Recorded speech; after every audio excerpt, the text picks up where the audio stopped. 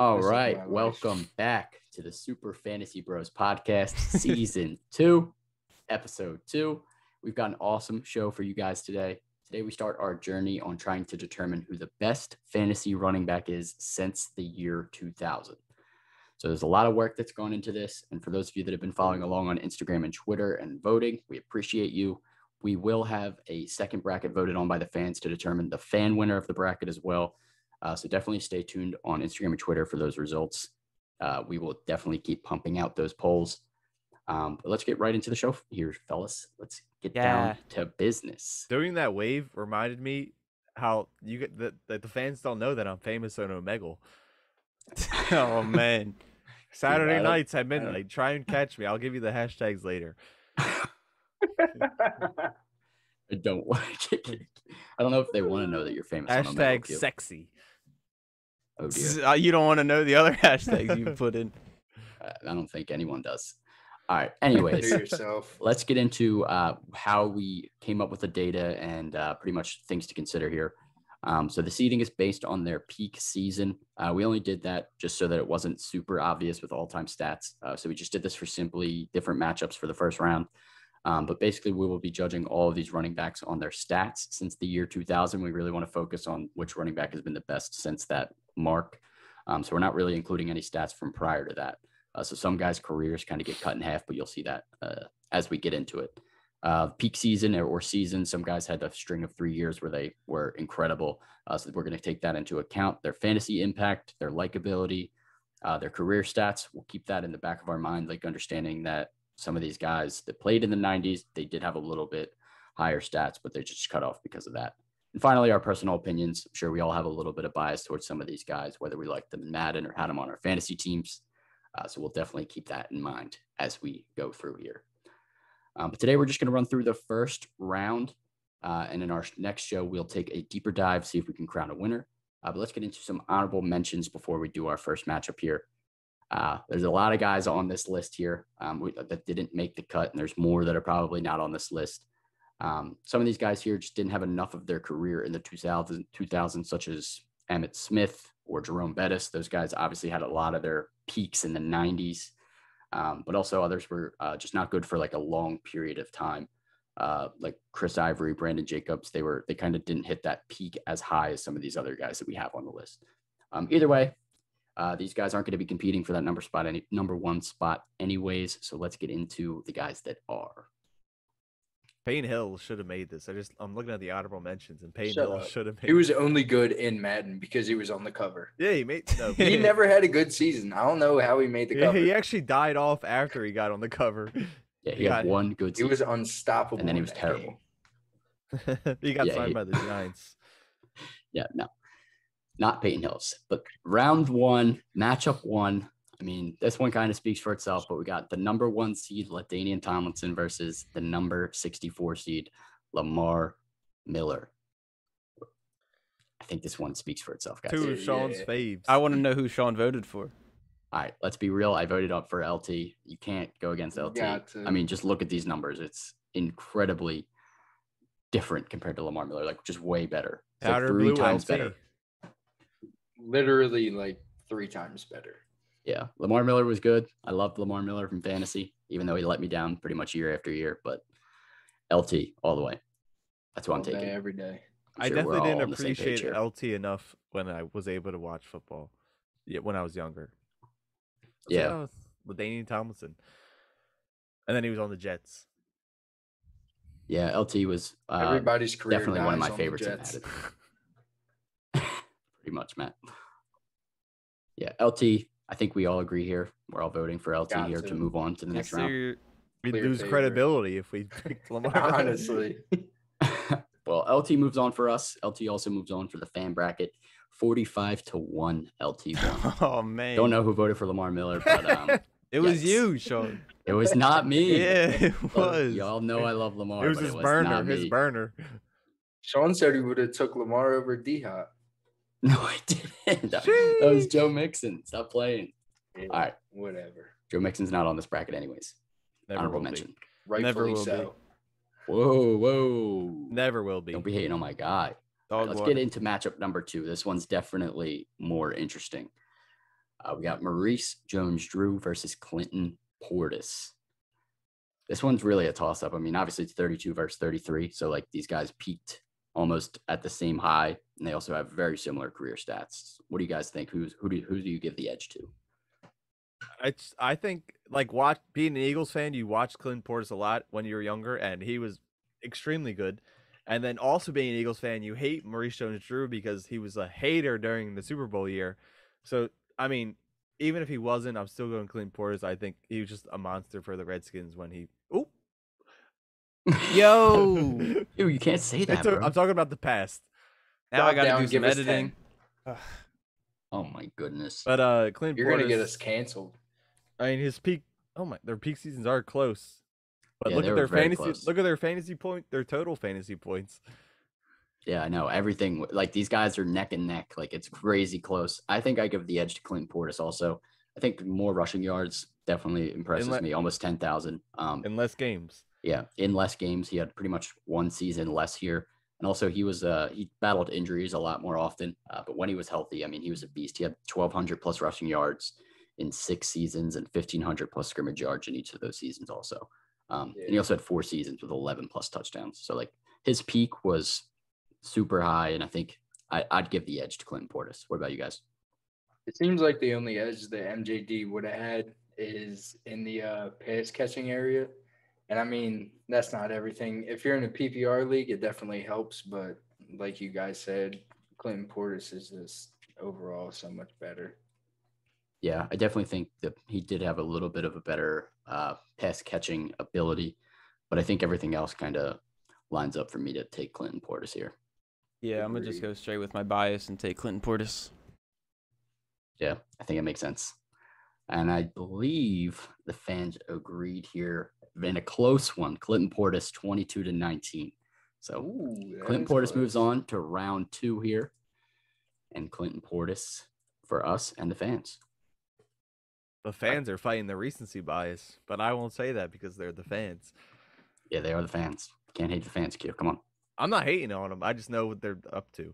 All right, let's get into matchup number 3.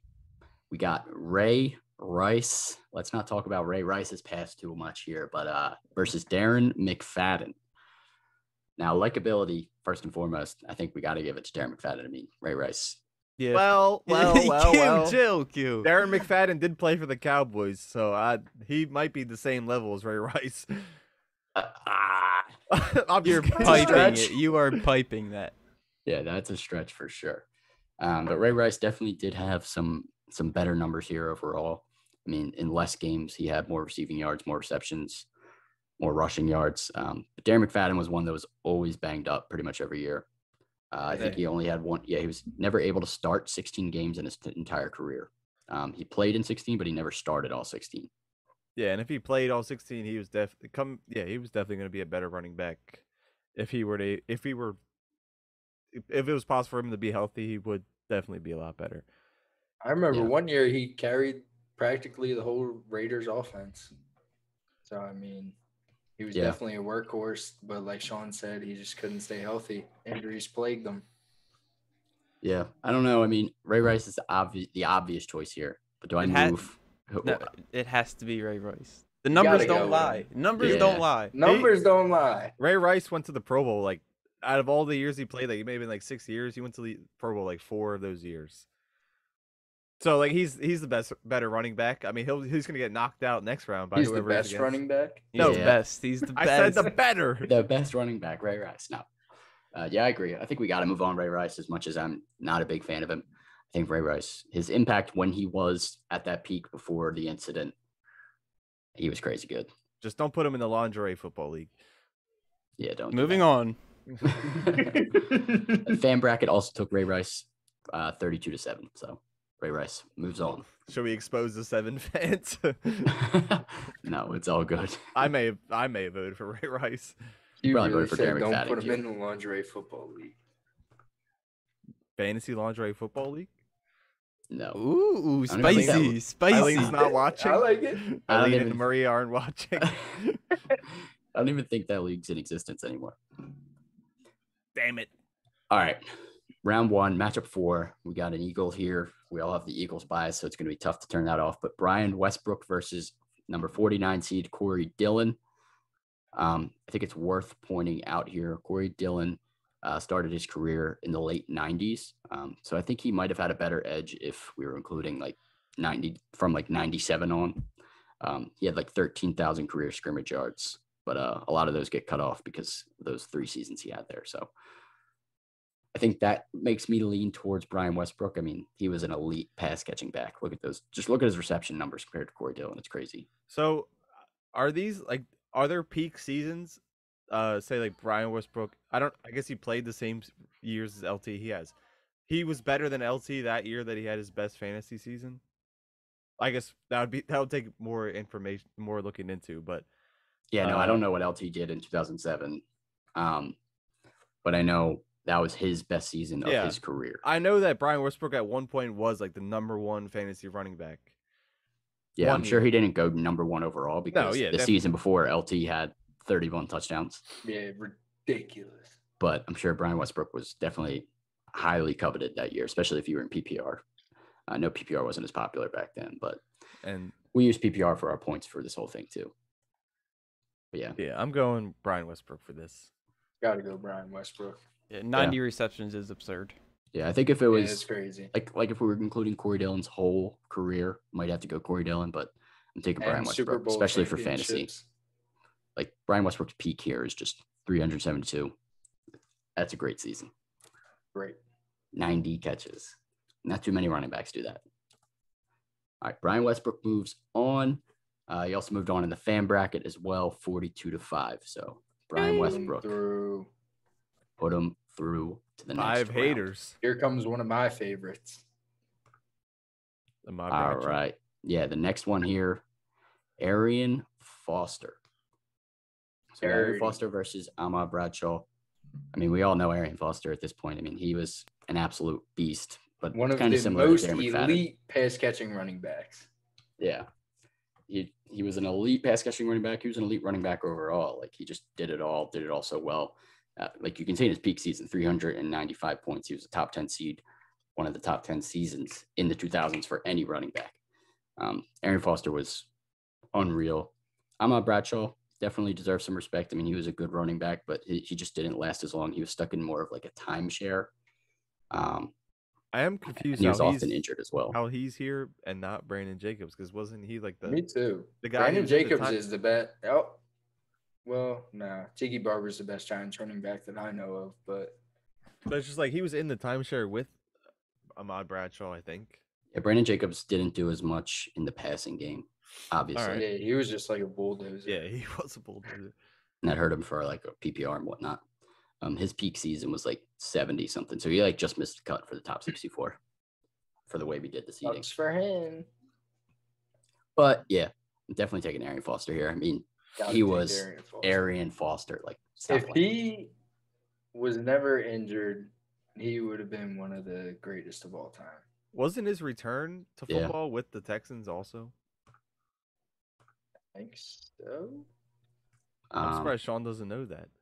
I mean, I think he was on his Texans his whole career. Yeah, but remember he like took time off and then he came back and he's with the Texans. And then he was remember him coming back. Yeah, then he left. I don't never mind. Yeah, I don't know. I'm taking Arian Foster, no doubt. Well, yeah, either way, it's Arian Foster. Yeah. No question. Yeah. I don't remember him. He did come back and played for Miami in 2016. Maybe that's what I'm thinking about. But remember he made like a splash. Games. There was a splash in the news of him making a return. I guess it wasn't with the Texans. Yeah, once like that final 2012 season where he was elite. He came back in 2014, but still missed a few games. Had a good season, but the injuries just added up too much on him. Him, Shady, Jamal Charles. That was an elite set of running backs that just couldn't continue. Well, at least 2 of them couldn't. Shady just. There was a lot back then. Yeah. So Arian Foster moves on to the next round. He also moved on in the fan bracket, 36-4. Respectable. Right. Let's keep it rolling here. Round 1, matchup number 6. We got Eddie George versus Melvin Gordon. Now, same thing for Eddie George here as it was for Corey Dillon. He had a lot of his career in the late 90s, so that kind of gets cut off. That limits his numbers a little bit here. Some of his best seasons were in the late 90s, so that hurts him a little bit. But what do you guys think? What are you guys' thoughts on this matchup here? I mean, Melv was a lot better in the passing game, but overall, you got to go Eddie George. The numbers don't lie. I mean, look at their best fantasy seasons. Eddie George was ahead of them by like 80 fantasy points. So, I mean, even if Melvin Gordon's still catching passes out of the backfield and getting receiving yards, it was nothing compared to what Eddie George was doing. And, like, in this case, this is where, like, the recency thing is hurting Melvin Gordon for me because I'm thinking about how he's not as elite anymore in Denver. So I'm going to go Eddie George as well. Yeah, Eddie George was, like, all of his seasons in the late 90s were insane. So, like, if we even incorporate his career stats, like that 10. Puts him way over Melvin Gordon. So yeah, I'm taking Eddie George also. Eddie George is just the overall better guy here. You got your own Eddie George as well? Dude, he had like 400 more yards and 4 more touchdowns. He was crazy. Yeah, he was elite with his peak, and his career stats obviously just blow him out of the water. In the 2000s, he may not have had as big of an impact overall, but I still think that season in 2000 gives him the edge. I wish I could have watched him play. Yeah, right.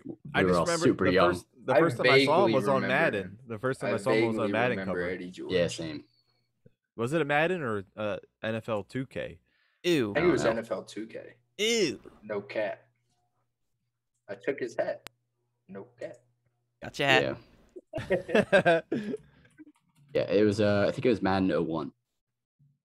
Oh, it was Madden 01. Yeah, that's right after this elite 2000 season. So definitely makes sense. Eddie George was a beast. He's moving on for sure. He also moved on in the fan bracket, just slightly edging out Melvin Gordon 24-18. Sorry, Mel. People don't know who Eddie George is. I know. Crazy. This next round, the one guy brings up memories. This was just when I was strictly football, no fantasy. Yeah, round 1, matchup 7. This is when I love the Steelers. Dalvin Cook versus Willie Parker. Now, this one's interesting. Willie Parker definitely had a huge peak in his career, but then obviously he battled a lot of injuries as well. And just looking at these numbers, Dalvin Cook was able to do so much in so much fewer games. Like, it's crazy. His fantasy points are pretty much equal to Willie Parker's in half as many games. I already know who Matt's taking. I'm taking him too, but I'm just saying. I already know who Matt's taking. My bias is kicking in. You don't even have to be biased for this. By the time Dalvin Cook's career is over, it's going to be double what Willie Parker's ever done. Yeah, easily. Minus a ring. I don't know if he's going to get a ring in Minnesota. But if Dalvin Cook can stay healthy, he stayed healthy almost all year last year. I hope that continues because when he's healthy, he is an absolute beast. I think he's easily top 3 in the league. When he's healthy, he could be first overall in the draft. No doubt. Yeah, I'm definitely taking Dalvin Cook. I mean, Willie Parker had a huge peak, but then Rashard Mendenhall came right in and kind of took over that RB1 job. Foreshadowing for sure. Rashard Mendenhall's in here also, but yeah, got to take Dalvin Cook. Just the numbers are obvious. Way better pass catcher, and probably will definitely go down better. So I'm taking Dalv. And the fans are with us here. Also, Dalvin he doubled his receiving yards. That's insane. In half as many games. Yeah, he wasn't as involved in the passing game. I feel like back in the day, no running back was though. There were a couple, but yeah, it was definitely not as popular as it is now. Yeah, like Brian Westbrook. Because like back in the day, it was wasn't strictly one running back, but like it wasn't like now where there was a workhorse. There was usually a workhorse for sure. Now it's more committees. But yeah, Dalvin Cook moves on 40-3 in the fan bracket also. So not even close. Not even close. Willie Parker, great career, but getting knocked out first round here. Not better than Dalv. Sorry, Willie. Sorry, Willie. All right, matchup number 8. I mean, this one should be self-explanatory also, but let's get into it. Chris Johnson versus Rashard Mendenhall. So to be fair, Chris Johnson did play double the amount of games, but pretty much nearly tripled all the stats. So to be fair, Chris Johnson had 2,000 rushing yards in one season and 50 catches. And I believe he was the first player in Madden to have 99 speed. Oh my God, he was. And Deshaun Jackson may have been in the league before him. Yeah, Sean Jackson was not too far after with 99 speed, I think. But I at one point, it may have been 2016 or 2015, when Chris Johnson was on the Cardinals, he was still my RB1 or 2, and he was solid. So that speaks. I mean, he's Rashard Mendenhall. Like, unless you're a Steelers fan or like a diehard football fan, you probably don't remember the name. I mean, and then the stats speak for themselves. You're going for Chris Johnson. Right. Yeah. His name's CJ2K. Yeah, and CJ's longevity. I mean, his longevity was way longer too. I mean, he had 6 straight these seasons of 1,000 rushing yards and 4 seasons of double-digit touchdowns in that time period. So like, he was just beyond elite. He only died out because David Johnson came around and took his job in Arizona. Yeah, he was actually pretty decent in Arizona, even in his elite career. Yeah, but by that time he was getting old anyway. They had to replace him. Yeah, for sure. Yeah, CJ2K, he's definitely moving on for sure. He swept the fan bracket 41-0. So we got some smart fans. Rashard Mendenhall, great career. They probably don't even know that name. Yeah, some of them probably don't. All right, let's get into matchup number 9. We got Steven Jackson versus Ryan Grant. This is both another of these guys easy one. are a little bit older. Though. Yeah, definitely 2 classics. Steven Jackson was my screensaver in like 2011. Dude, Steven Jackson was fell. You want to hear something crazy? Like, him and Todd Gurley are like ran the same career, because started off in St. Louis, LA. Then Steven Jackson ended his career in the Falcons. Yeah. Yep. Yeah, I mean, dude, he had 90 catches with 1,500 rushing yards and 16 touchdowns. Like, He was that a season is insane. Unreal. 15,000 scrimmage yards, triples. Ryan Grant. That's what Sean wanted Darrell Henderson to be last year. Literally. Yeah, I really wish that was his nice. value. That was his value. That was not his value. Ooh. I should have traded him. Let's not get into that. I loved Ryan Grant. He was good, but injuries definitely derailed his career quickly too. So he peaked and then he kind of disappeared. Ryan Grant was good, but Steven Jackson easily gets the edge for me. This is an easy one. Yep.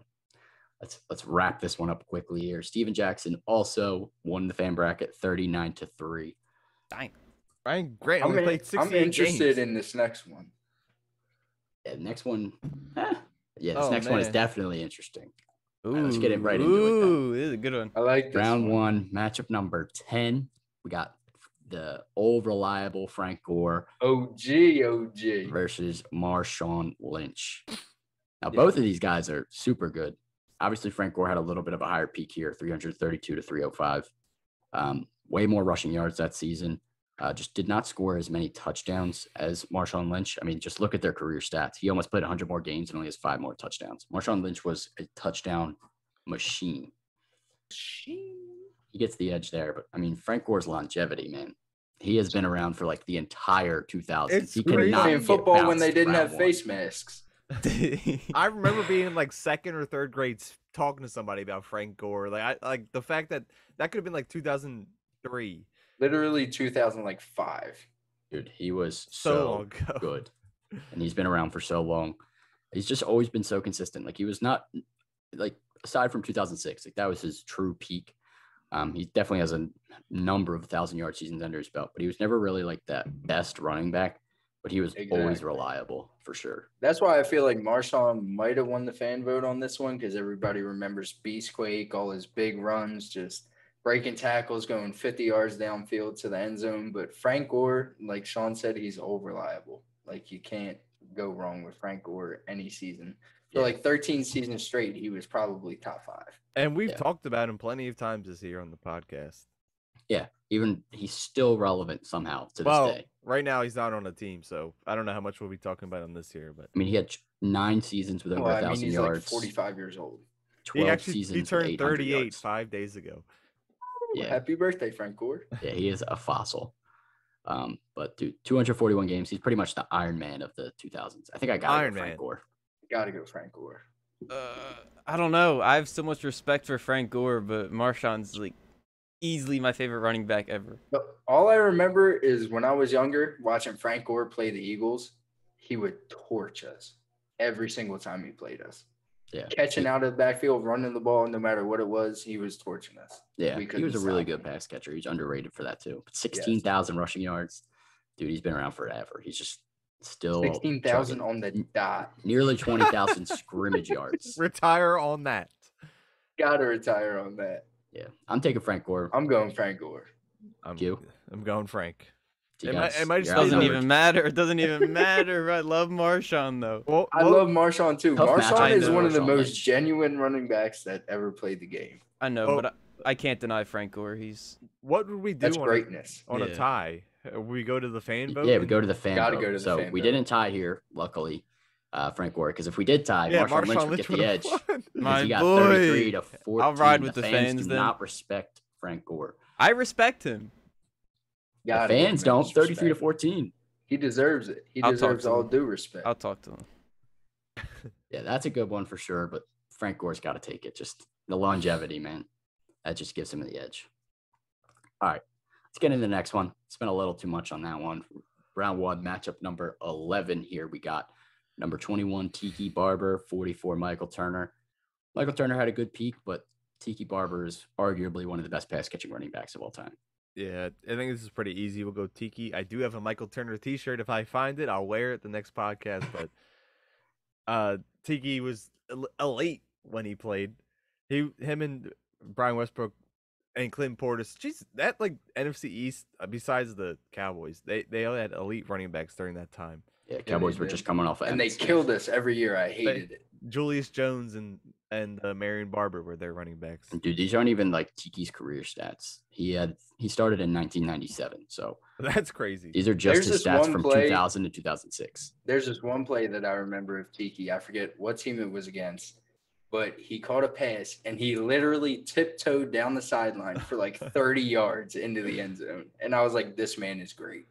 Yeah, Tiki Barber's elite for sure.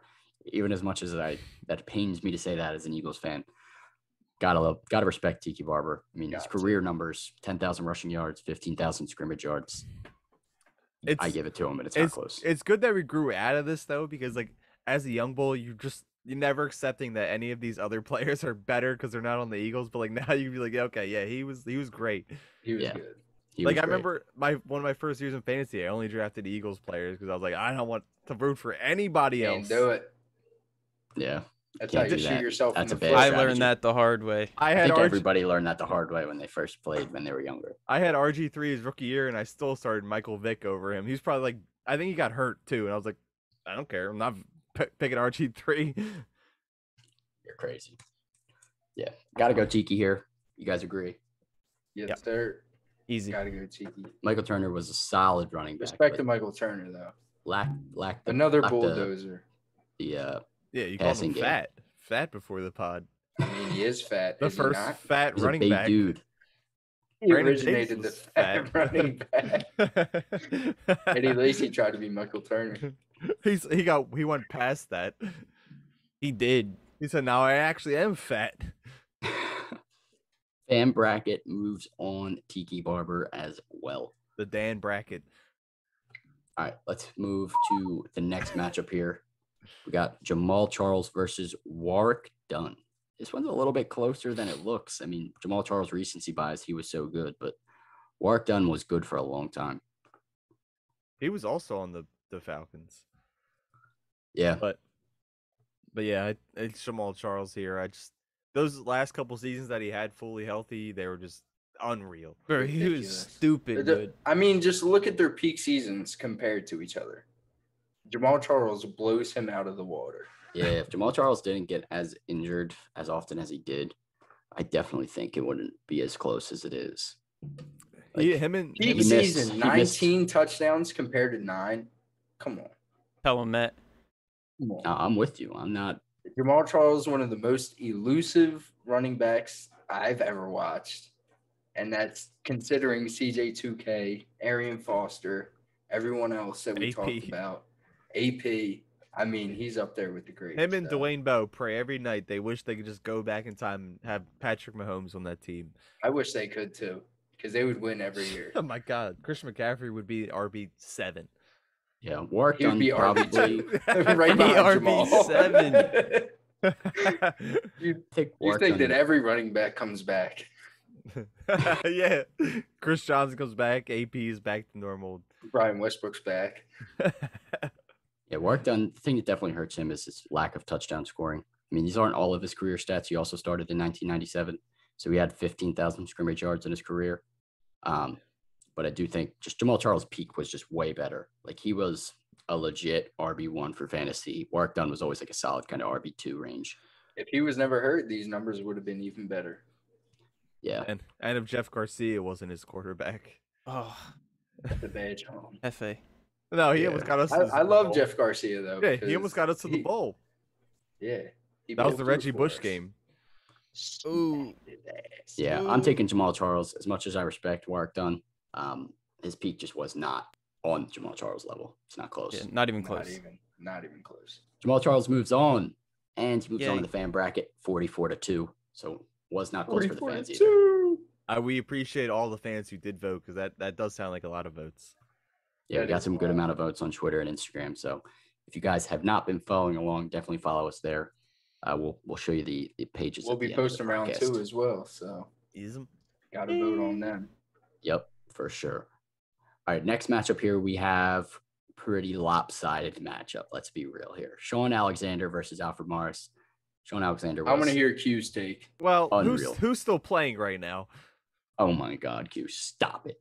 Morris is not playing. Would you believe that we talked about him a couple times this year? No, you talked about him a couple times. You brought him up every single podcast. I brought him up to the practice squad, and then the Giants signed him, and he came all the way up. And then a free agent. So, Q, do you remember the kid from elementary school named Sean Alexander? I do. I can't picture what he looks like right now because I'm drinking a little bit. But Sean Alexander, I do remember that name. I don't think it was spelled like this though. He was a running back for the Seahawks.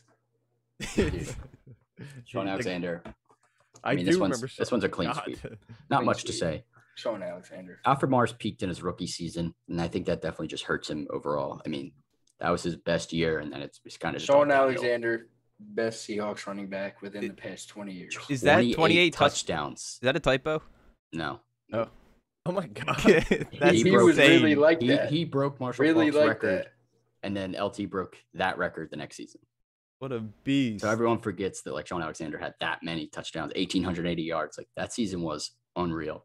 Why are we even talking about this? Yeah. Sean Alexander moves on. You know who? Shockingly, Alfred Morris got 6 votes in the fans, 43-6. I don't know what the fans were drinking or smoking, but whoever voted for him, smoking. Crazy. It was probably Alfred Morris and his parents or his family. Yeah, Alfred Morris saw the story and was like, "Hey, and Calvin I'm Ridley. Good." You know who I think took Alfred Morris's job? Fat Rob Kelly could have taken his job. Fat Rob stinks. You love bringing up Fat Rob in any situation possible. He was my RB1 at one point. And he was solid.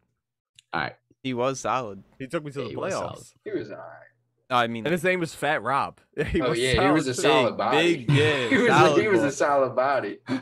Definitely not liquid. Definitely. All right. Moving on to the next matchup here, we have the number 20 seed DeMarco Murray versus number 45 Thomas Jones.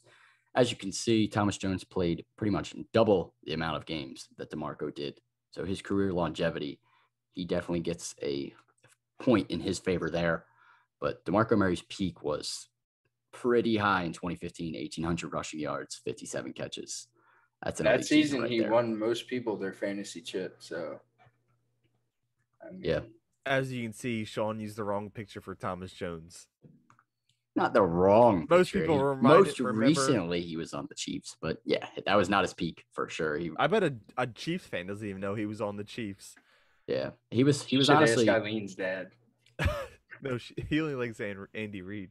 He was stuck in a timeshare for like the beginning of his career, so that really hurt him. Like he played a lot of games, but he wasn't starting any of those games. Like he was in Arizona when I think he was behind Emmitt Smith on Emmitt Smith's last days there.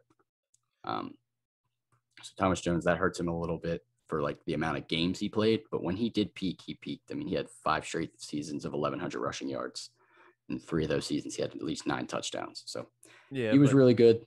He definitely gets longevity, but I think I still got to go DeMarco. Peak seasons, DeMarco Murray had 500 more rushing yards, doubled his receiving yards.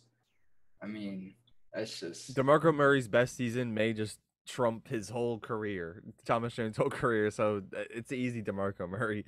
Yeah, I'm taking DeMarco Murray for sure. I mean, DeMarco Murray also. And he was a bird at one point. So. It's unfortunate that he was an Eagle at one point because that ruined his career. But then, like, he kind of like he got a little bit of extra juice with the Titans, and then yeah, he had a good season with the Titans too.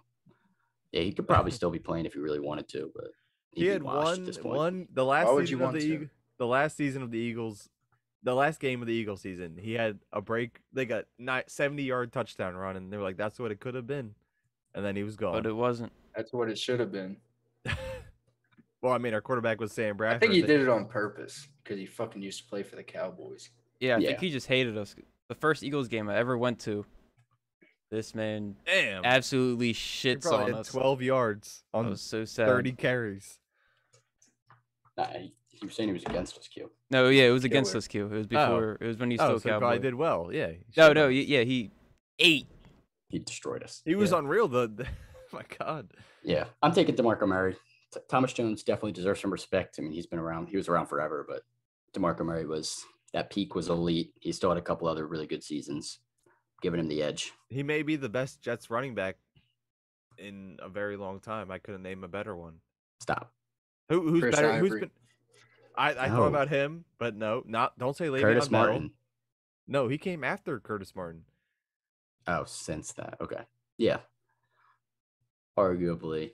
Yeah, I can see where you're coming from. I like Chris Ivory, but he's not better than Thomas Jones. No, he wasn't. And Le'Veon Bell was garbage. So, yeah, you're right. I thought you meant like in this bracket. I was like, Curtis Martin was elite, man. Yeah, I'm taking DeMarco Murray. Who you guys taking? Easily DeMarco. Gotta go DeMarco. All right, DeMarco sweeps. He also won DeMarco 40-5. We're taking too long with some of these obvious ones. Yeah, let's move on to the next one here. This one's interesting. This one's juicy. We got Deuce McAllister versus Doug Martin. Deuce McAllister, obviously a pretty elite career. He was in a timeshare for some of these seasons here or there. But Doug Martin, similar to Alfred Morris, also peaked in his rookie year in 2012. And then his career just kind of derailed with injuries or just inconsistent play. I'm giving the edge to Deuce McAllister here. I mean, he was the better pass catcher. I think he overall was the better running back. I'm taking Deuce. Yeah, I feel like, I hate to say it, but I feel like Doug has always been a little overrated. Well, trust me, I know that the best. I drafted him second overall right after that 2012 season. Yeah, you did. Yeah, that was rough. He played 6 games and he was not that great. Doug was good for me the season I had him, and he's the reason why I went to my first championship because Cass had him and he sucked terribly in that game that he had to play in. But I'm going Doug over Deuce. His name's the Muscle Hamster. That's like that alone gives him some sort of edge. I'm gonna go Doug over Deuce too because after he was hurt, I feel like the teams that he was playing for afterwards also had an effect on his production. So I mean, Deuce is great. Any excuse? I want to go Doug. Doug's peaks doesn't even make sense. Doug's peaks were good. He had 2 really good seasons, but other than that, he was either injured or just bad and really struggled. Deuce McAllister I just think overall was a lot better.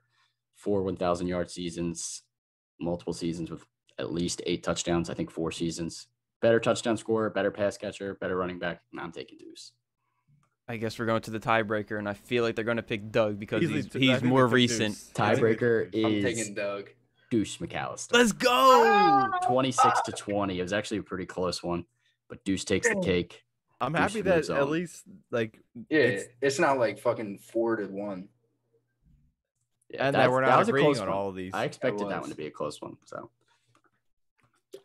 yeah, respect to Doug Martin, but peaking in your rookie year is never a good sign. Deuce McAllister moves on. Yeah, look at Kareem Hunt. Hey, Kareem Hunt. Yeah, let's not get into Kareem Hunt. Hey, girls. All right. Matchup number 16. I think we can just do this one in 5 seconds, personally. Yeah, Priest Holmes. Yeah, easily. Priest Holmes. Send him through.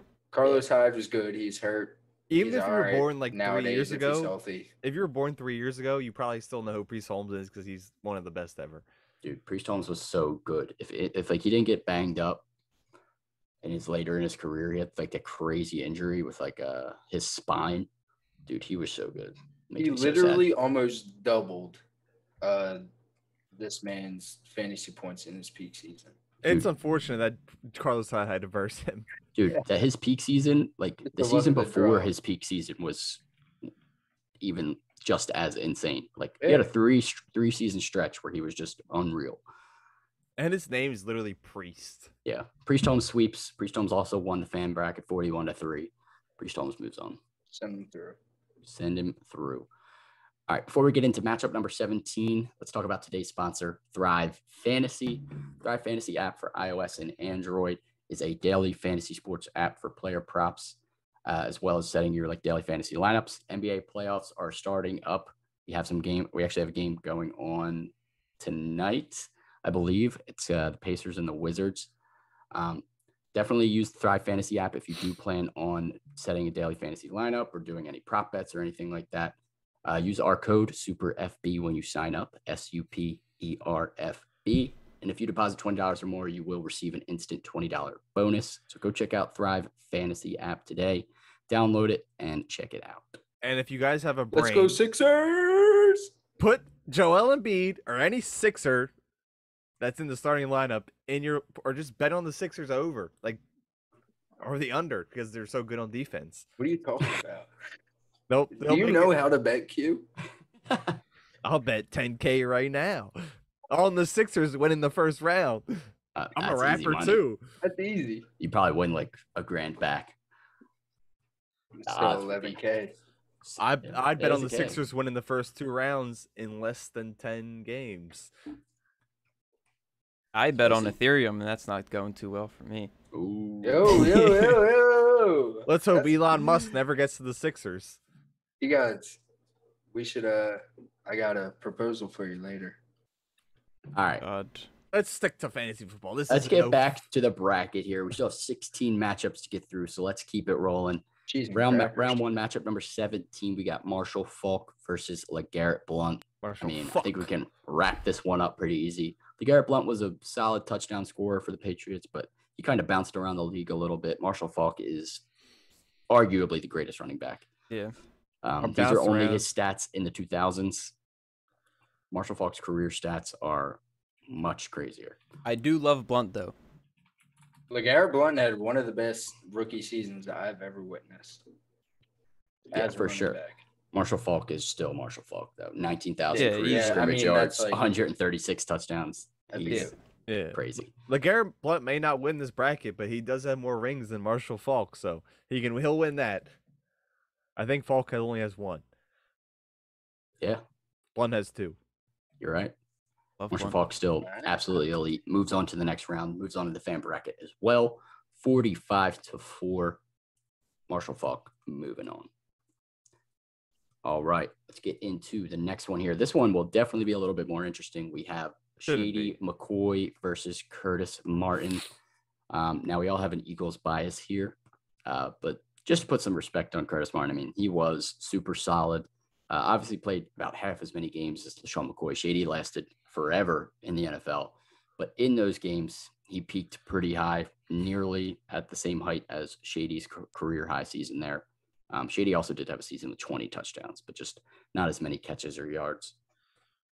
But Curtis Martin was super solid, but Shady's longevity has to give him the edge here. Yeah, it's not even. It's like if Shady stayed on the Eagles, he could have been even better. Like in NBA Jam, you have 2 players. It could have been him and Jason Kelsey. Like those 2 guys. Like you think about the Snowball. Well, that's the picture. That's what I'm thinking about. Like I was about to say, they had a great O-line, and Shady was a great running back. If he stayed any longer, if it wasn't for Chip Kelly, he would have been probably like a top 5 seed. We don't mention that name on this podcast. We don't. I despise that name. I think just the career length gives Shady the edge here. And he has 2 rings, so I'm glad that he didn't play a single snap in either of those Super Bowls. He got the rings. Yeah, Curtis Martin was a beast. He deserved them. I'm taking Shady. I think we're all taking Shady here with the bias. Yep. Shady moves on. Shady also moved on in the fan bracket pretty convincingly, 42-6. So Shady moves on, baby, for us and the fans. So let's move into Sean's very disrespectful in this next slide. The fact that he put that picture, I didn't even notice till now. Why is he in a Jets jersey? Most recent picture. And why is he in a Saints jersey? That was when his best season was. Oh, okay. Not. I There's no way his best season was on the Saints. Yeah, it was Easily. right there. Those numbers are right there, dude. But he would retire as an Eagle, I bet. He had to have been a Charger. 86 Oh my catches. God, I forgot about the Chargers. Dude, he's been around forever. Darren Sproles. I mean, there were a couple seasons that were pretty close, but I think that was his best season. Just Carson Wentz the receiving numbers with Drew Brees. Like, he had 3 straight seasons in New Orleans, 86 catches, 75 catches, 71 catches. Yeah, Drew Brees is dump-off king. So when he was with the Chargers, he wasn't getting as much playing time because obviously of LaDainian Tomlinson was ahead of him. Right. We need to get him, pay for him to do a cameo, and then tell us if LT was better or Reggie Bush was better, because maybe they'll meet each other in the bracket. Yeah, maybe. You never know. We'll see what the next round looks like. if he doesn't say LT, he's a liar. What if he I says know. I'm better? He would I not. respect it. I do respect that though. Yeah, but I got to give the edge to Le'Veon Bell here. Just looking Yeah. at the peak seasons, on. I mean, he had the same receiving numbers, but then also 700 more rushing yards. And then 100 more fantasy points. Right. So Yeah, Le'Veon Bell was a receiver, like he could have been a receiver and a running back. he was elite. For that sure. Steelers offense for like 3 years in a row was elite. The that what were they Steelers called? offense was nuts. The bees or The big something. B's. The big Those jerseys That are was so the original ugly. 3 B's. The 3 Bs. Yeah, I had Now, no why idea was what they were Ben? called. Why was Ben a bee? It should have. Ben. It should have been Vance McDonald. Ew, stop. There's Matt no loves Vance B in his McDonald. name. Yeah, I know. What are you talking about? I hate Vance. I didn't know- McDonald. You I didn't know love that was- Vance. You love Vance and He his, was Taking all Le'Veon right. Bell, his Lego chin. no doubt. Who you guys taking? Easily Le'Veon. Le'Veon, come on. I Yeah, do love making Sproles sure. though. Little guy. Put him- Yeah, love Sproles. Gotta We all respect have love for Sproles. Sproles, especially for his time here in Philly. But Le'Veon Bell moves on, no doubt. Sproles such a goat. He also moves on in the fan bracket, 40-7. Damn. Sproles rolls. All right, Le'Veon Bell moves on. Let's get into the next one. We have Alvin Kamara Easy. versus Steven Davis. Now, I mean, looking at this, Steven Davis was pretty good, solid running back. But dude, Alvin Kamara in 60 games has 326 catches. Yeah, Like, let's not. that alone is just insane. Yeah. This is the first running back I've come across that I don't know who it is. I was gonna say I'm not even gonna pretend to know who Steven Davis is. So So let's just wrap it up. Alvin Kamara, like, there's no debate. Yeah, there's I'm really not. I'm sure someone voted for him though. on accident. 46-2, Kamara. Any two. I want to We'll know find the out. two. I want We'll the Steven find out Davis- the 2 later. To be fair, Steven Davis did play 4 seasons in the 90s also. So For his who? career's kind of cut in half. He was on Washington for the majority of his career and then a few seasons in Carolina to end it. But he did have Oh, 4 seasons with 13 Wyatt. rushing yards. So he was good, but a couple of those were in the 90s. The edge goes to Kamara here. Gotta give it to him. It's such a short span, but like 700 less scrimmage yards and 27 less games, Don't try and convince 13 any of us. more touchdowns. Kamara, Alvin Kamara move takes on. it easy. That's what I'm saying. I'm with you. Oh, I thought you were going on Steven. No, I'm not saying Steven Davis deserves it. Stefan. It could be Alvin Stefan Kamara for all moves we on. know. He won 46-2 in the fan bracket. Let's move to the next matchup. Another easy one here. We got Todd Gurley versus Ryan Matthews. Ryan Matthews. Ryan Matthews. I haven't heard that Eagles, name in Ryan years. Matthews. Yep. I hate him. I hate him too. I don't know I why, hate him. but I just Because we remember hating signed He him. was so bad on the Eagles we paid him so much. I feel like That was just another Chip Kelly move. We signed DeMarco Murray and then decided to sign also Ryan Matthews for no reason. The dream team. Well, the Made dream team. that was the Absolutely no sense. dynasty. That was supposed to be the dynasty. What might Doo-doo. be worse is that his name is Matthews with 1 T. Yeah, that Yeah. pisses So me off. Matt, you might take some disrespect from that. I do. That's what yeah. Todd Gurley. Let's move on. Yeah. Yeah. Todd Gurley, we're all taking Gurley. 2 T's, 1 T. You're out of here. 47-3 in the fan Again, bracket. like we Gurley said moves on. previously about other running backs, if Todd Gurley didn't have knees of an 89-year-old man, he would be like still elite. Oh yeah, by far. He was elite for the first half of the season last year until his knees just couldn't keep up with him throughout it. So Yeah, Gurley was solid, but Gurley easily takes the cake here over Ryan Matthews. Just a way better touchdown scorer, way give better him the peak. cake. Give him the Give it to cake. him. Give him the cake. Give him all Gurley the moves cake. on. Next one, definitely an interesting matchup, but I think it's still easy. I think it's still easy. Love Mark Yeah. Ingram. He's had a great career. He's lasted for a while. You guys love Mark Ingram. I love Mark Ingram. I don't know why. I just love him. He was so good. He's so solid, but it's his energy. Adrian Peterson's Adrian Peterson. 2,097 yards. Big trust. 40 catches, 13 touchdowns, 124 touchdowns in his career. Got to take AP. Yeah, it's not close. Another 2,000-yard rusher. All day. Yeah, it's AP. Yo, it's not close. Yes. You think it's his AP, nickname but it's is AD. AD. His nickname is AD. Thank you, Q, for bringing that up. Because when people say AP, it pisses me off. His name is AD. AP, but AD is the nickname. AD is the nickname, but he's still AP. Like AP is the like initials. AD. Adrian Peterson all day. All right. Anyways, AP moves on. The numbers just don't lie. Fun fact: me and Sean sold the oldest running back longest rushing touchdown ever, and it was AP on the Redskins. Oh yeah, he was flying. He ran right to at our us. That's another 10. He ran to our end zone. No, I'm talking about the past. If I say Antonio Gibson on the then that's 10. All right. Adrian Peterson moves on, no doubt. Mark Ingram, good luck. Fan bracket, AP 47-5. Few people had some respect for Mark Ingram, but it's AP. All right. This one's interesting here. Round 1, matchup number 23. Derrick Henry versus D'Angelo Williams. The fans were super on D-Hen, and I think it's part of the recency bias, 45-6. But man, I know D-Hen just had a 2,000-yard season, but D'Angelo Williams' career. I think I'm going D. Williams. Bro, when he filled in, he was better than I wish we knew. He was better than Le'Veon that year. He was better. Well, I don't think. Le'Veon didn't play, but like he could have been like a top 5 running back when that year that he didn't play. He was the waiver wire find of that year. God, him. And when he was in Carolina, he was absolutely elite. I mean, look at his 2008 stats right there. I mean, he wasn't as big of a pass catcher back then. As soon as Jonathan Stewart was out of there. Yeah, I remember he was out, and then he came back that same year that D. Willie was going off, and it was still D'Angelo Williams. Yeah, he was stuck in a timeshare too for a lot of his career. Like he was always competing with another running back. Like when he got the helm of a backfield, he went crazy. I'm taking D'Angelo Williams as much as Derrick Henry's been good recently. I think his career and D'Angelo Williams' impact was bigger than Derrick Henry. Pink hair, D'Angelo Williams. Yeah, who you guys taking? I'm sure D. Henry will end with will finish with. I don't know. I changed my vote. D-Hen, back-to-back rushing champion.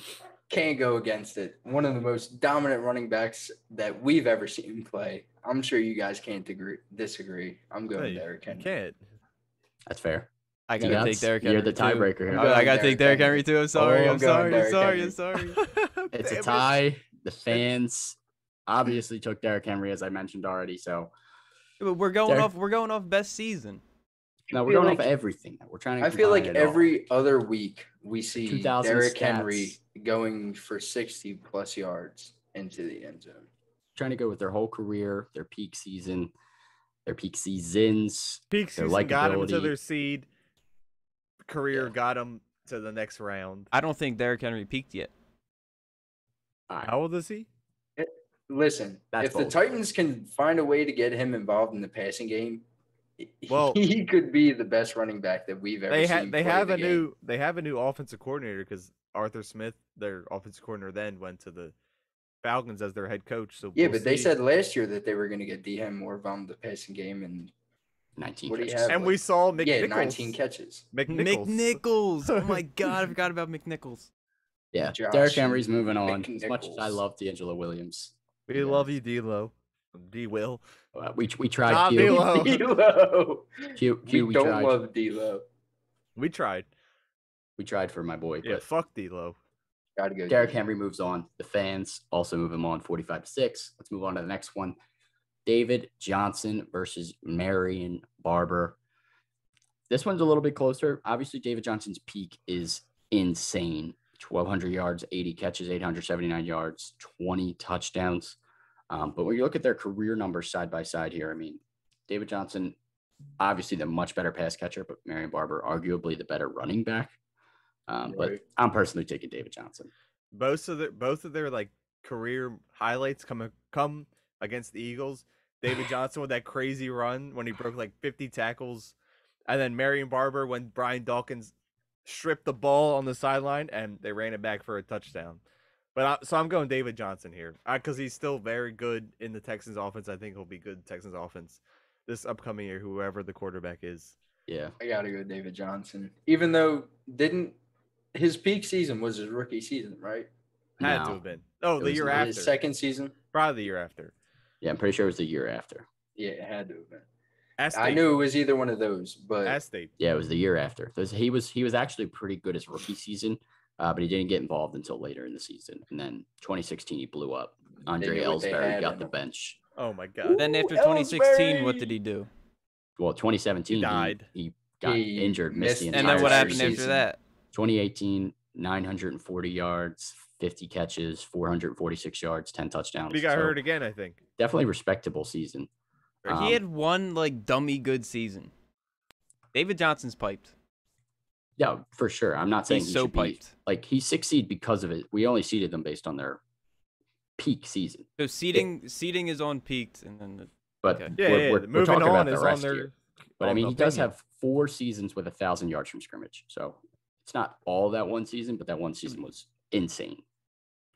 And he's arguably one of the best pass catching running backs nowadays. Anyways, 241 catches in 6 seasons.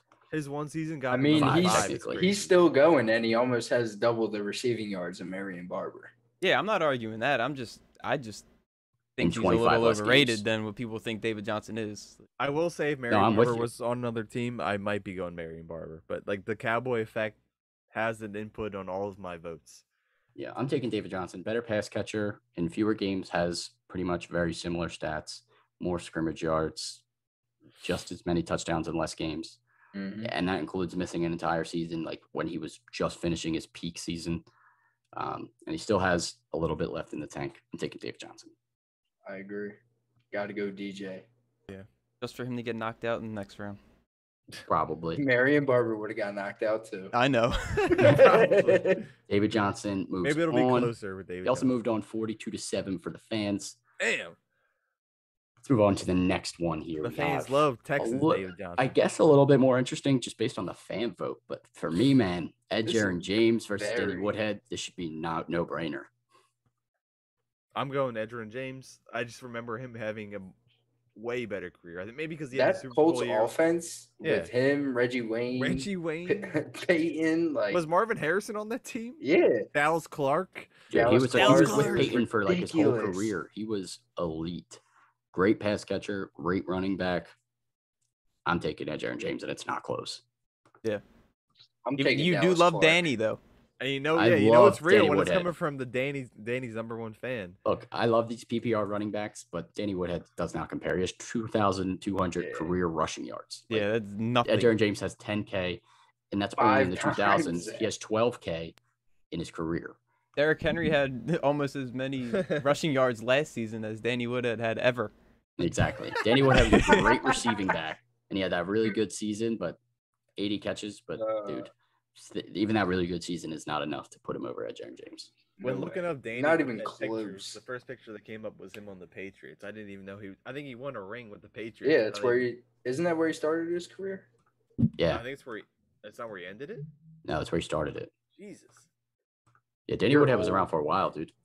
He's the one small white running back that didn't work out in New England, I guess.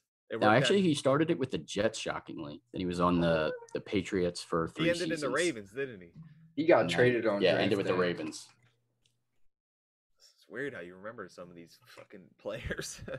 I know, it's nuts. They don't even know who I am. I'm going to forget them. Memories. All right. Oh, shit. Edgerrin James moving on, no doubt. Let's move on to the next one. We got Jamal Lewis versus Travis Henry. I think this is also a no-brainer. Jamal Lewis had a 2,000-yard season. Like, come on. Yeah. I wish I could debate them. I know the names, and I've probably seen Jamal Lewis play it, and I remember Travis Henry. I remember Jamal Lewis. Jamal Lewis for sure. Travis Henry, a little bit fishy. I mean, his last career season, I was 10. So was Jamal Lewis before Ray Rice? Yes, but I think he might have been even a little bit. There might have been someone in between. maybe Deuce McAllister. I feel like there was a McAllister that played. Jamal Lewis was on Baltimore until 2006. Then he was on Cleveland and still ran for another couple 1,000-yard seasons. All right, we're going Jamal. Yeah, yep. I'm taking Jamal. It's not close. I mean, he had like 7 1,000-yard seasons. He had a 2,000-yard season. Jamal Lewis. Coming through. He actually went bankrupt, I think. Poor guy. Damn. Come on, that has nothing to do with the bracket. His tax bracket, maybe. Right. Jamal Lewis moves on for us. He also moves on for the fans, 36-7. Let's get into this next one. This one's a little bit more interesting. Matt Forte versus Fred Taylor. I think Fred Taylor gets hurt a little bit again as some of these other guys, just because a couple of his rookie or younger seasons, he was in the 90s there. So his career numbers actually go pretty close hand in hand with Matt Forte's. He had 14,000 scrimmage yards, 74 touchdowns. But in the 2000s, if we don't count those first couple seasons there, I think Matt Forte gets the edge for me. This man had over 100 receptions. Mm-hmm. What a beast. I don't think that Jay Cutler. The peak seasons is like night and day, but I don't even think that the career stats are even like really that close. I think Matt Forte is a lot better. I want to say a landslide. It's a landslide. You can say it. Say it. Well, this is his 2000s. That's what I was saying. I mean, his career stats, he has 11,700 rushing yards. So it's another 2,000 yards on top of that. It's another it's closer, but I'm still taking Matt Forte. He was just arguably the best pass catching running back of all time. He was a menace, even when he went to the Jets. And Jets are known for ruining careers. Yeah. Right. And he still had a couple good seasons there. Yeah, Matt Forte. Got to take Forte. I just know that I love Fred Taylor, though. He was so good for so long. Fred Taylor is definitely respected highly in Jacksonville because like on my... He played in their Super Bowl there, too. My job's website, the only website or jersey you can buy from the Jaguars are him and like Rich Gannon. Maybe not Rich Gannon, but... Where's Trevor Lawrence? Not there yet. But that's what Fred Taylor and Maurice Jones-Drew. I think they might be like even if you were to put them against each other. Fred Taylor was so much he lasted so much longer too. Like he was around from 1998 to 2010. Matt Forte said, "Tariq Cohen, I'm going to New York." Yeah. I think Matt Forte moves on for all of us here. So good. Yeah, he took him in the first round. Yeah, he won 43-6 also. So I mean, this is the first round. A lot of these should be pretty easy. It's going to get super hard next round. Yeah, I can't wait until the chip. Chip's going to be tough. We're going to be talking for an hour straight. We'll have to have an episode on each matchup. All right. Round 1, matchup number 28. I think this one's pretty self-explanatory as well. Amon Green versus Rudy Johnson. Easy. Rudy Johnson was like a solid RB2, had a couple good seasons, but he was not much of a pass catcher. Amon Green did it all, caught passes from Brett Favre, and he was a great running back. More touchdowns.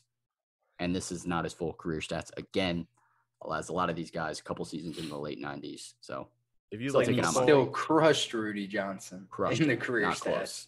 If you liked football in the 2000s, you're going to Ahman Green. Yeah, got to. He won 46-2 in the fan bracket also. Ahman Green's moving on. Send him through. Rudy Johnson. I really appreciate all these fans voting too, because it makes it a lot easier for us. Yeah, what if it was just like 2-1? Well, yeah, and we'd have no votes. That'd be crazy if everyone skipped by that. All right. Please don't. Yeah, this next matchup is definitely interesting. Matchup number 29, Larry Johnson versus Reggie Bush. Now, Larry Johnson gets pushed up here because of his peak season, 2006.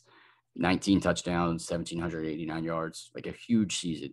But Reggie Bush's career longevity, I mean, he played for like at least 4 or 5 more seasons and was a way better pass catcher. Like his whole career was based on like his pass catching ability, but he was also a solid running back. This one's tough for me, man. What do you guys think? Remember the last team he played for? Reggie. Do you guys know the last team he played for? Miami. Who? Buffalo. Ew. I mean, not I that know he played in Miami late in his just, career. He played, yeah. I think that was after. Yeah, that was after the Saints. Then he went to Detroit. Oh my God, I forgot he was in Detroit. And then he went to Buffalo. And then he went to San Fran, and then he went to Buffalo. Damn, what a travel man! I've been a everywhere. journeyman. Travel, yeah, I mean, man. Dude, he was just a great pass catcher. 88 catches, 73 catches, like 6 seasons with at least 40 catches. Ridiculous. I'm going like I got to go Reggie Bush. Larry Johnson's definitely the better, I know Larry was a pure menace running back for sure. Time. But Reggie Bush was also stuck in timeshares his whole career with other running backs. And he wasn't like ever Deuce the lead McAllister back either. It's not yeah. like he was a lead back in a timeshare. He was always like the third down pass catching back. So yeah, Deuce McAllister. He made the most of his opportunity for sure. Pierre Thomas, like he was stuck with them for sure. Miami, he kind of got a little bit more free reign, but yeah, I don't know. Q spilling. Larry Johnson had 2 insane seasons, and then other than that, he was not that great. You know, but would have got Larry Johnson votes if I were to put the Reggie Bush getting smacked by Sheldon Brown. Then they'd be like, "Oh, I remember Reggie Johnson or Reggie Johnson, Reggie Bush. Johnson, Reggie Bush." Larry Johnson had 2 seasons with 2,000 yards from scrimmage, but then everything else was less than 1,000. So like his peak was high, but his longevity was nowhere near Reggie Bush's. It was low. I'm taking Reggie Bush. Reggie Bush could have broke a tackle by anybody. Yeah. Except for Sheldon Brown. All right. Matt and me are taking Reggie Bush. Q, who are you taking? Larry. T-Gods? Larry. Oh, no! Fan vote! All right. Just, the ones that end in a tie, we already know who won. The fan bracket, Reggie Bush, 24-13. It's easily Reggie. Wait, what? Who won? Reggie Bush. Oh, yeah, okay. 24-13. That's not even fair, though. My man's had like 50 less games and still had Right, you're saying he was an RB, 7 more touchdowns. He was a third running back on the depth chart, and it's in this bracket right now. Depth chat. And he's in the bracket.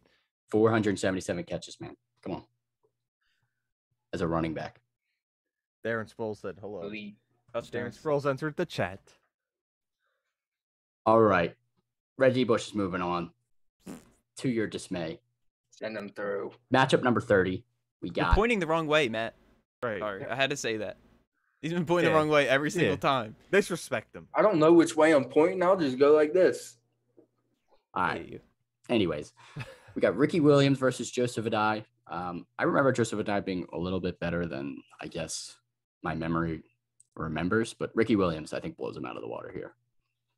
I wish I watched Ricky Williams because of the Joseph Addai is way more recent, but yeah, I mean, he was playing with Peyton on really good teams, so I remember him being really good. But his career didn't last that long, and he didn't have that great of like a long career, I guess you could say. But Ricky Williams had like I think 5 1,000-yard seasons. He wasn't as good. Yeah, I'm taking Ricky. Easily taking Ricky. Yeah, Ricky Williams. T-Gods. Moving on. Send him through. And wrong way. Fan bracket 31-2. You're gonna point the wrong way. I know, that's why I'm scared to do it. I don't know. I'm not pointing. Q's going the wrong. Wait, this way? That's so confusing because me and Q were pointing the same way. No. Matt's pointing the right way. T-Gods, you're pointing the right way. I just pointing up. I know, but I'm above you in this podcast, so just whatever. Like, I was gonna go this way, hoping that it was the opposite. All right, Ricky Williams moves on. Ricky Williams moves on. We got 2 more matchups. Q, you're next to me. This next one is definitely interesting. We got 31 seed Ezekiel Elliott versus 34 seed Devonta Freeman. It's interesting. Devonta Freeman kind of came out of nowhere. Like his first season, he was not that relevant, so that kind of he didn't do as much in those games. That's why he's played more games with less yards. But when he did come out of nowhere, 73 catches, 578 yards, 14 touchdowns, like great season. But like I would try and argue for Freeman, but Zeke pretty much has the same receiving stats and more rushing yards and less more games, scrimmage yards, more touchtowns. I gotta take Zeke. I got it. I think I voted for Freeman just because his fantasy performance that year did come out of nowhere, and then the Cowboys shit is just spite. And I'm like, but Zeke was insane that season. He's just insane multiple. Wasn't it his rookie He's so year? consistent. Zeke is still so good. He still is. Last year obviously hurt him without Dak Prescott. And Don't even say last year. This year he's going down another cliff. No, he's not. He was good last year. What makes you say that? Right. There's no reason for you to say that. Because they found out Tony Pollard is pretty good, and they could just use him. I promise you that Zeke is not. He's going to be number 9 beyond in running back. Even if he's still 9, that's still solid. That's still RB1. But I'm not. That's just like top 10 in tight ends. after number 4, you're number 10, That's but you're still not garbage. true. That is That's not so true. That is not true. So not true. That's how it's going to be with Zeke being running back. All right, number 9. whatever. I think we're all taking Zeke here. I You do are gonna really love draft the Devontae worst Freeman team. though. Me too. I'm I not love drafting Freeman, Ezekiel respect Elliott. Freeman, but I can't take him over I'll Zeke take right him. now. I'll Yeah, take no, I Tony know. Pollard over him. Q, God, shut up. who are you taking, Freeman or Zeke? Freeman. All right, Matt. Zeke. All right, you guys took Zeke. I took Zeke. Look at all these Cowboys fans. Bro, I at like a you, lot of the coward. players on the Cowboys. I love CD. They I have love likable Dak. I players love right Zeke. now. I love Coop. They got a fun offense. Dalton Schultz. Yo, Schultz, Des alright. called it. Boo. Des farted. Des called it. All right. Last matchup for round 1. We got Christian McCaffrey versus Fred Jackson. I want some respect put on Fred Jackson's name. Please stop. Just kidding. There's no need. There's no need. Look, Christian McCaffrey's that season last year is the second best running back season, or 2019. I was Second about to best say, running back last year he season played ever. 3 games. Ever. Just 116 catches for 1,000 yards plus 1,300 rushing yards. 9 more 19 touchdowns. Like Fred Jackson was solid, but he was always kind of like a timeshare or a backup. With Bill McGahee or It's Marshawn kind of like Lynch, a probably. journeyman. Yeah. If Fred Jackson was versing LaDainian Tomlinson, would you say put some respect on Fred Jackson? Put some respect on Fred Jackson in general. Nah, I'm just kidding. Christian Do you know McCaffrey how wins. I'm how just many saying, of those Go ahead. 19 touchdowns were receiving touchdowns? I bet it was And more than not half. Off More than the half. top of my head. Like he really put up like wide receiver 1 numbers Literally. plus like RB1 numbers. Yep. Like, what? Truly insane. He had, Christian McCaffrey is the closest thing we will get to LT in a long Well, time. He had 4 We have to hope receiving that he comes touchdowns back this and year as 15 normal rushing. Christian McCaffrey. He will. But like I have no doubt. I would say the same just because like last season he played 3 games and went off every game that he played. He had 2 touchdowns every game. 2+, and I feel like he had more than. Well, He had 6 touchdowns. I know the throughout one game he season. had like 39 points. Dude, he's like Jarvis Landry receiver stats plus Don't a even- 1,387 yards rushing and 15 more touchdowns. Don't ever put his name with Jarvis Landry. He had Jarvis Landry 116 is- catches, 1,005 yards. Sean and just 4 loves getting touchdowns. his little But boy no, friends no, I in was there literally wherever just he trying to can. compare them. Like, Mixon. 2015, Oh my god, I have a chance to bring on Mixon? Joe listen to me. Joe Burrow? He's like 2015. Joe, Squirt? Lamar Miller. Forget it. Forget it. he's like Joe 4. Mixon mixed with Jarvis Get Landry it. if they were played running back receiver together. You know what? I'm taking They're Christian throwing McCaffrey. the ball to We're all themselves. taking Christian McCaffrey. 37-0 in the fan bracket. Wasn't close. Sorry, Closed it out of Fred. Send the water. them through. Sorry, Fred, you're going to the losers bracket. Yeah, well, that's The a wrap for consolation the first bracket. That's not round. happening. No consolation bracket. You lost. It's one and done here. That's a wrap for the first One round game here. elimination. For the first round, we will be back soon to crown the best running back of the 2000s. If you want to continue to contribute to the fan bracket, definitely stay tuned on our social medias below. We'll be tweeting and posting on our Instagram stories pretty much every day up going to the next podcast, which we'll be doing in the next week or 2 here. So definitely stay tuned for that as we try and decide who the best running back is. Q, hit us with that joke of the week. What do you got? Are you ready? The last pod was bad, so it better be good. No, I The last pod was funny. Last no, time that you was had like on- 5 jokes. that Out was of on the, nowhere. yeah, on the 4th joke. I got you. I cracked Matt. You did. How do you row a canoe full of puppies? Doggy paddle. I guess I'm retiring. That always gets You got another one?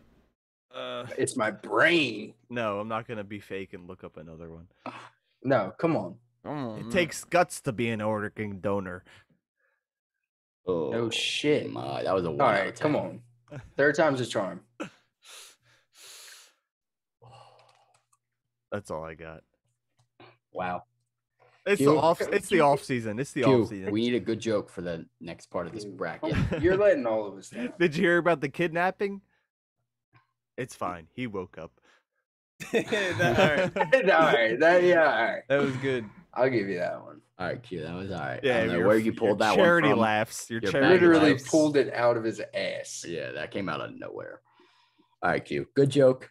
Next time we're gonna try and maybe do the entire rest of the bracket. We'll see. Maybe just get through this round of We'll 32 just talk about the championship. and the round of 16, and then maybe do 8, 4, and 1 and 1. We'll see.